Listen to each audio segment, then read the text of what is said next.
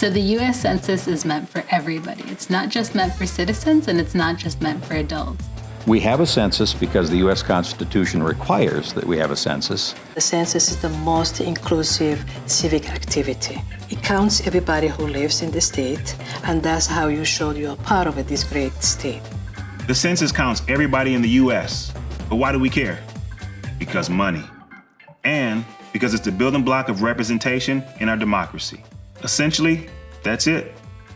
The census divides up federal money and national representation in Congress based on counting each and every one of us. And that means everyone. Our littlest Minnesotans, our babies, our toddlers, our kiddos, all the way up to seniors. Everyone is counted. We tend to think of the census as a government program, which of course it is, but it's also a us program. It's ours. We own it. It shows us who we are, where we live, and it helps us live better lives. There's power in being counted. Besides the raw numbers, the census is used for many things. It shows us where to dispense over $15.5 billion in federal money every year to us in Minnesota. That's about $2,800 for every person in the state per year. It shows up in Our schools, our roads. We're talking healthcare. We're talking law enforcement, transportation. Even if they should build a playground in a neighborhood. Businesses use census data every day to make really critical decisions about their future investments.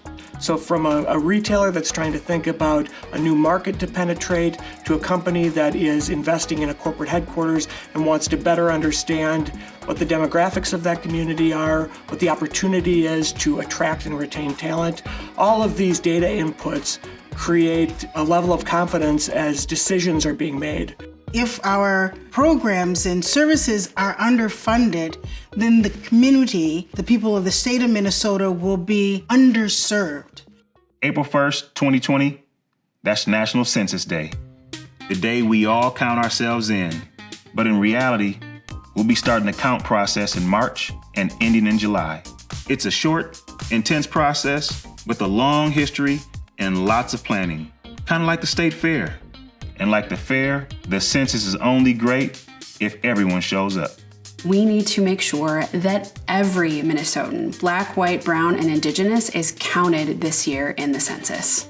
It's very important that Somali Minnesotan participate in the census. It's important for the Hmong community to fill out the census. I think it's really important for the Latino community to fill out the census. It is very important for rural areas to participate in the census. It's not only important for young generation, but also for everyone in Minnesota and United States. That we be able to participate in our democracy, that we be able to be a part of the community, because that is what makes this country the great country that it can be and has been. It's important for us to be counted, to be seen, to be represented. And we can leverage that into assistance, engagement, participation with the things that are important to us. This will be my first time filling out the census. I think the young generation will consider it as an opportunity to exercise how being an adult works. This will be the first census where people will have the opportunity to fill it out online first. This is a really big difference compared to 2010 and any other census before it, because it's always been a paper form. And when you have an internet option, that opens up a lot of possibilities to reach people that were never there before. But for those who'd rather go Census Classic, fill out a paper form and mail it in. That's still an option. For people who live in households, in homes, in residences or apartment buildings, the first thing that they will get is a mailing, either a postcard or a letter that encourages them to go online and fill out the census. There's also a subset of people, just about 25% of the US, who will receive a letter telling them that a census form is coming. This happens in late March, and Census Day itself is April 1st, 2020. Then there's a number of reminder mailings. Hey, did you get this? Did you see this? Maybe you should go online now. Maybe you should go online now. And then if a response doesn't happen by late April, that's when enumerators start moving out to the homes that did not yet respond to the census.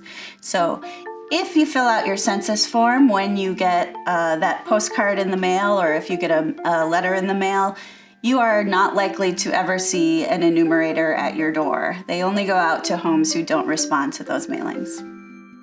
If there are people who are experiencing homelessness, they typically would get counted where they are on April 1st, 2020. So if they don't have a usual address, the rule is that they get counted wherever they are. If they're in a shelter, they would be counted in that shelter. They're out on the street somewhere. There's a special program that goes out to try to reach people on census night and count them where they are on that night.